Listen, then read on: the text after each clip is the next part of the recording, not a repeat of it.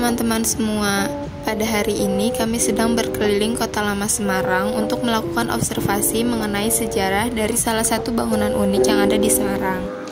Semarang sendiri merupakan salah satu kota di Jawa Tengah yang memiliki banyak tempat yang sangat indah untuk dikunjungi. Dan salah satu tempat itu adalah tempat di mana observasi kami yang bernama Gereja Belenduk. Akan tetapi gereja ini masih dalam proses renovasi dan progres renovasi ini akan selesai pada akhir tahun 2024. Maka dari itu, untuk mencari informasi mengenai Gereja Belenduk, kami membutuhkan seseorang yang memiliki pengetahuan yang cukup banyak dari gereja tersebut.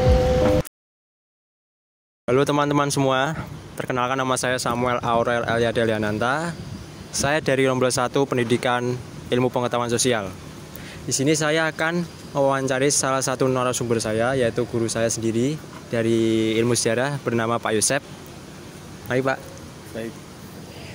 Di sini saya akan mewawancarai tentang sejarah terbentuknya Gereja Belenduk. Gimana sih Pak sejarahnya Gereja Belenduk itu dari mulai awal tahun, pembukaan apa-apa gitu? Oke, silakan.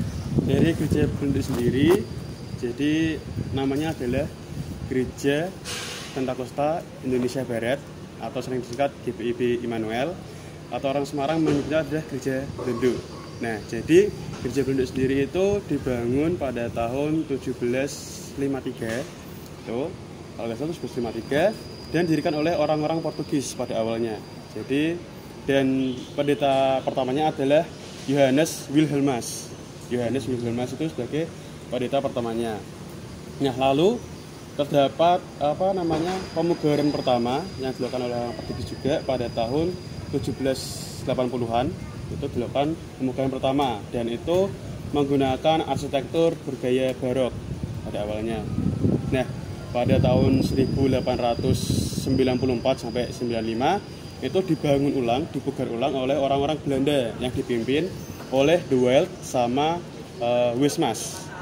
Yaitu De Wild sama Wismas, dan mereka masih menggunakan arsitektur gaya barok dan ditambah dengan arsitektur gaya gotik. Bisa dilihat dari jendela-jendela yang ada di Gereja Belenduk itu memiliki arsitektur gaya gotik, di mana memang jendelanya tidak bisa dibuka karena memang sebagai hiasan. Terdapat juga beberapa lukisan-lukisan yang ada dalam jendela tersebut. Nah, lalu mereka juga menambahkan 2 menara kembar, ya, di mana adalah itu memang sebuah ciri khas dari sebuah gereja pada abad 17 sampai 19. Mereka juga menambahkan kubah sebagai atapnya, yang dimana nanti menjadi alasan kenapa orang-orang menyebutnya sebagai Gereja Belenduk, karena memiliki kubah yang menggelembung, atau orang Jawa bilang belenduk, maka disebut sebagai Gereja Belenduk. Nah, jika kita lihat di atas, Gereja Belenduk itu memiliki bentuk seperti salib Yunani, dan bagian tengahnya itu menjadi tempat titik untuk beribadah.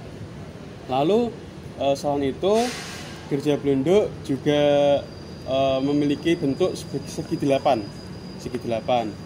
dan Gereja Belenduk juga memiliki salah satu peninggalan khas, yaitu orgel yang berusia sekitar 200 tahun atau sudah 2 abad, dan tingginya 6 meter, dan sampai sekarang pun masih terkadang digunakan sebagai ibadah-ibadah tertentu. Dan juga kalau kita melihat Gereja Belenduk sekarang ini merupakan salah satu cagar budaya yang ada di Kota Semarang yang masuk dalam tatanan Little Netherlands atau Kota Lama Semarang. Nah, itu adalah ciri khas dari Gereja Belenduk, dan Gereja Belenduk sampai sekarang juga masih beroperasi, masih sering digunakan. Dapat kita lihat dalam setiap minggunya itu digunakan sebagai tempat ibadah, dan juga kita bisa melihat papan pengumuman jam-jam ibadah yang ada di Gereja Belenduk, yaitu adalah sejarah singkat dari Gereja Belenduk.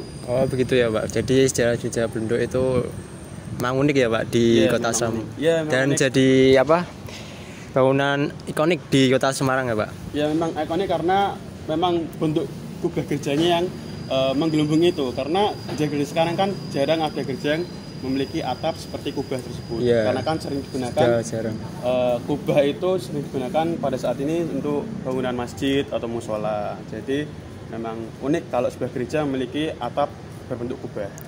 Oke, baik Pak. Terima kasih ya Pak atas penjelasan tentang Gereja Pondok, sejarahnya gimana.